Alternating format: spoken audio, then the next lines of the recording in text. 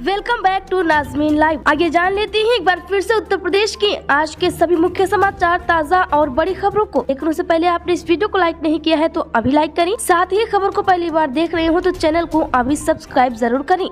उत्तर प्रदेश में निकाय चुनाव पर सुनवाई फिर टली। हाई कोर्ट में आज से जाड़े की छुट्टी, लेकिन इस केस के लिए खुली रहेगी अदालत। यहाँ बता दें कि यूपी निकाय चुनाव पर एक बार फिर सुनवाई टल गई है। हाई कोर्ट की लखनऊ बेंच ने आज होने वाली सुनवाई नहीं हो सकी। अब बता दें दोस्तों कि शीतकालीन अवकाश होने के बाद भी हाई कोर्ट इस मामले के लिए खुलेगा और सुनवाई करेगा।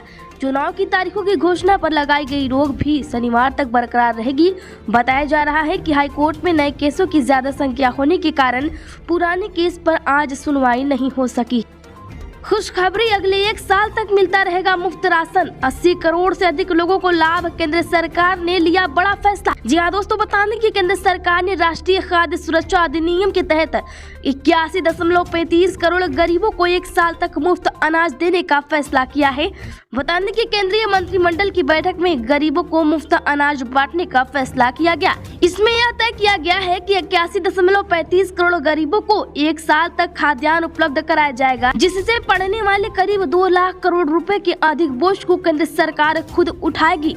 उत्तर प्रदेश की महिलाओं को लेकर क्या कर रही योगी सरकार? डिप्टी सीएम केशव ने बताई योजना। जी हाँ, बता दें कि यूपी में महिलाओं के लिए योगी सरकार कई योजनाएं चला रही है। डिप्टी सीएम ने सरकार द्वारा महिलाओं के लिए चलाई जा रही स्कीम को समझाया। बता दें कि आज उप मुख्यमंत्री केशव प्रसाद मौर्य ने कहा है कि महिला सम्मान, सुरक्षा व स्वाभिमान को सरकार प्रोत्साहन दे रही है। सरकार ने महिलाओं की खुशहाली के लिए नए द्वार खोले हैं। महिला स्वावलंबन व सशक्तिकरण के लिए केंद्र व उत्तर प्रदेश सरकार पूरी तरह प्रतिबद्ध व संकल्पबद्ध है। महिलाओं को अपना हक व सम्मान दिलाने में समाज के नजरिए को बदलने की जरूरत। कोरोना पर आ गई केंद्र की एडवाइजरी। राज्यों को किया अलर्ट। नए साल के जश्न में जरूर बरतें ये सावधानी। जी हाँ, बता दें कि केंद्रीय स्वास्थ्य मंत्री मनसुख मांडविया कोरोना को लेकर बहुत ज्यादा संजीदा दिखाई दे रहे हैं। उन्होंने आज लगातार तीसरे दिन सभी राज्यों के स्वास्थ्य मंत्रियों के साथ वीडियो कॉन्फ्रेंसिंग के जरिए हाई लेवल की मीटिंग की। इस दौरान उन्होंने कोरोना की रोकथाम की तैयारियों को लेकर चर्चा की। मनसुख मांडविया ने बैठक में सभी राज्यों और केंद्र शासित प्रदेशों को आने वाले त्योहारों और नए साल के जश्न को देखते हुए test, track, treat and vaccination पर ध्यान देने को कहा। उत्तर प्रदेश के आगरा लाल किले की मस्जिद में दबा है भगवान का विग्रह। निकलवाने को कोर्ट में दायर किया वाद।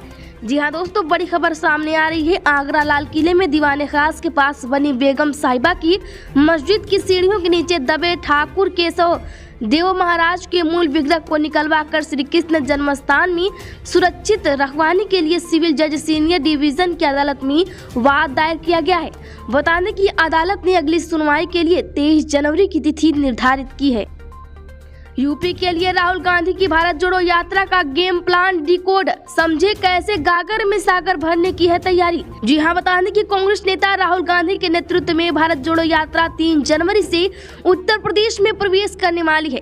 मार्च के दौरान पार्टी लीडर्स उन इलाकों में जाने का प्रयास करेंगे जो कास्ट वोट बैंक के लिहाज से काफी अहम है। राहुल ने समाजवादी पार्टी, अखिलेश यादव बहुजन समाज पार्टी यानी बसपा प्रमुख मायावती, सुहेलदेव भारतीय समाज पार्टी प्रमुख ओपी राजभर और विपक्ष दलों के अन्य नेताओं को यात्रा में भाग लेने के लिए आमंत्रित किया है। यूपी आने वाले यात्री ध्यान दें, कोरोना को लेकर इस शहर में लागू हुए नए नियम। जी हाँ, बता दें कि दुनिया भर में कोरोना महामारी के नए दौर की दस्तक होने के बाद अंतर्राष्ट्रीय स्तर पर आवाजाही की नई पाबंदियां का दौर शुरू होने के साथ ही दूसरे देशों से पहुंचने वाले यात्रियों की कोरोना जांच की अनिवार्यता फिर से लागू होने जा रही है। बता दें कि चीन और अमेरिका समेत 5 देशों से उत्तर प्रदेश के मुरादाबाद आने वाले सभी यात्रियों की कोरोना जांच कराई जाएगी। बता दें कि सरकार से गाइडलाइन मिलने के बाद स्वास्थ्य विभाग ने वहां से आने वाले सभी लोगों की कोरोना सैंपलिंग को लेकर तैयारी शुरू कर दी है, जबकि अन्य देशों से आने वाले 10% लोगों की कोरोना जाँच कराई जाएगी। शिवपाल यादव को सपा में मिलेगी बड़ी जिम्मेदारी। अखिलेश बोले अब गुजरात नहीं मैनपुरी मॉडल चलेगा। जी हाँ, बता दें कि सपा अध्यक्ष अखिलेश यादव ने आज इटावा में साफ कर दिया है कि चाचा शिवपाल यादव को पार्टी में बड़ी जिम्मेदारी मिलेगी। यह भी कहा है कि पार्टी का संगठन बनने पर उन्हें जिम्मेदारी सौंपी जाएगी। मुलायम सिंह यादव के निधन से खाली हुई मैनपुरी लोकसभा सीट जीतने से गदगद अखिलेश ने दावा किया है कि मैनपुरी मॉडल ने गुजरात मॉडल को फेल कर दिया है। अब गुजरात मॉडल वाले मैनपुरी मॉडल पढ़ रहे हैं। उन्होंने यह भी कहा है कि समाजवादी पार्टी मैनपुरी मॉडल की तरह जमीन पर उतरकर संघर्ष करेगी और चुनाव लड़ेगी। साथ ही कहा है कि अब तो चाचा भी साथ हैं। हम 2024 का लोकसभा चुनाव ही नहीं बल्कि 2027 का विधानसभा चुनाव भी जीतेंगे। नाक में डाले जाने वाली वैक्सीन को मंजूरी। देश भर के अस्पतालों में मॉक ड्रिल। कोरोना से निपटने की तैयारियां जोरों पर। जी हां, बता दें दोस्तों कि स्वास्थ्य मंत्रालय ने आज कहा है कि देश भर के अस्पतालों में मॉक ड्रिल आयोजित की जाए। बताने की क्रिसमस और नए साल को लेकर मंत्रालय ने नई गाइडलाइन तैयार कर ही दी है। वहीं ये भी कहा है कि महामारी अभी खत्म नहीं हुई है। त्योहारी सीजन के दौरान कोविड उपयुक्त व्यवहार का पालन के लिए जागरूकता पैदा करना अनिवार्य है। भाजपा के हजारों कार्यकर्ताओं की जल्द खुलेगी लॉटरी। संगठन में किसकी होगी क्या भूमिका, दिल्ली दरबार में होगा फैसला। जी हां, बताने की निकाय चुनाव पर संशय की स्थिति बरकरार है। ऐसे में भाजपा ने अपने दूसरे एजेंडे को आगे बढ़ाने की कवायद शुरू कर दी है। आगामी दिनों में हजारों कार्यकर्ताओं की किसी न किसी रूप में नई भूमिका मिल सकती है। वहीं देश तो प्रदेश, क्षेत्र और जिलों तक संगठन की नई टीम के गठन के साथ ही काफी समय से खाली चल रही मनोनयन कोटे की आधा दर्जन सीटों पर कुछ पार्टी पदाधिकारियों की लॉटरी खुल सकती है। वहीं दोस्तों जानकारी सामने आ रही है कि इसका फैसला जल्द ही दिल्ली दरबार में होगा। केंद्र सरकार का बड़ा फैसला, वन रैंक वन पेंशन का रिवीजन मंजूर। 25 लाख लोगों को मिलेगा लाभ। जी हां, बता दें कि केंद्र सरकार ने वन रैंक वन पेंशन के रिवीजन को मंजूरी दे दी है। केंद्रीय सूचना और प्रसारण मंत्री अनुराग ठाकुर ने यह जानकारी दी है कि इस योजना से पहले 20,60,000 पेंशनरों को लाभ मिलता था, लेकिन अब रिवीजन के बाद 25 लाख पेंशनर हो गए हैं। इस फैसले से सरकार पर 85,000 करोड़ का भार पड़ेगा। वहीं दोस्तों ठाकुर ने यह जानकारी दी है कि इसका लाभ परिवार पेंशनर धारकों के साथ युद्ध में शहीद होने वाले जवानों की विधवाओं और दिव्यांग पेंशनर धारकों को भी मिलेगा।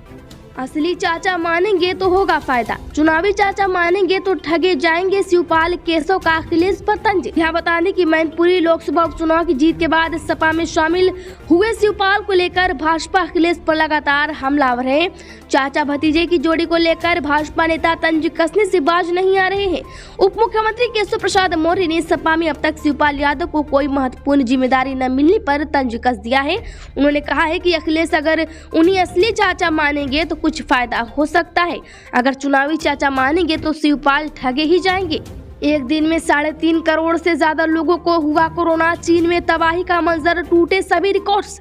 जी हां, बता दें कि कोरोना वायरस की नई लहर ने चीन में तांडव मचा रखा है। सभी बड़े शहर कोरोना की चपेट में हैं और लोग अस्पताल में बेड को तरस रहे हैं। अस्पतालों और क्लिनिक्स के बाहर लंबी कतारें भी दिखाई दे रही हैं।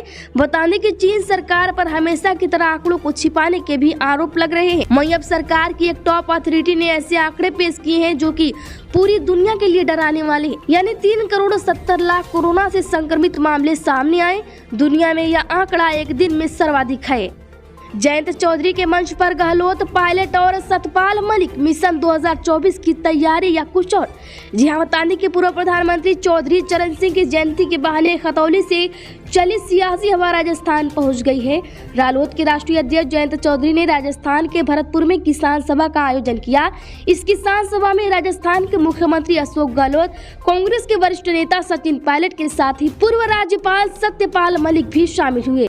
उत्तर प्रदेश की आगरा से आई 14 नकली दवाओं की तलाश में जुटा ड्रग विभाग। कैंसर की दवा भी है शामिल। यहाँ बताने की पूर्वांचल की सबसे बड़ी दवा मंडी भालोटिया मार्केट में 14 नकली दवाओं की तलाश में ड्रग विभाग जुट गया है।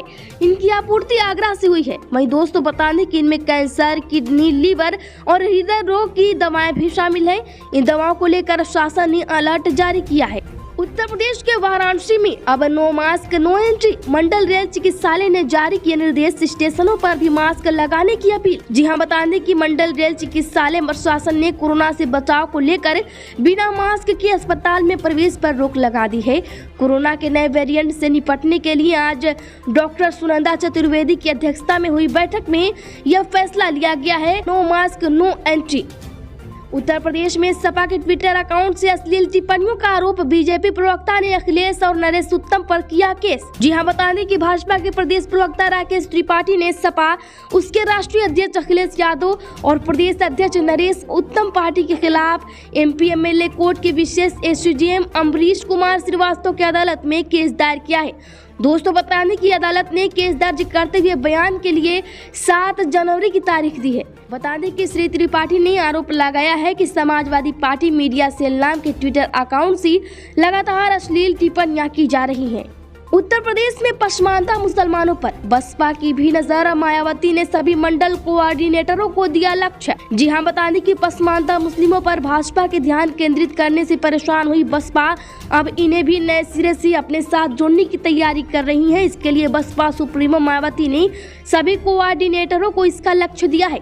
वह खुद भी इसकी समीक्षा करेंगी कि किस कोऑर्डिनेटर ने लक्ष्य पर कितना काम किया है। खबरों में आज के लिए बस इतना ही। जानकारी अच्छी लगी हो तो वीडियो को लाइक करें, ज्यादा से ज्यादा लोगों में शेयर करें। खबर को पहली बार देख रहे हो तो चैनल को अभी सब्सक्राइब कर घंटे के निशान को जरूर दबाएं। धन्यवाद।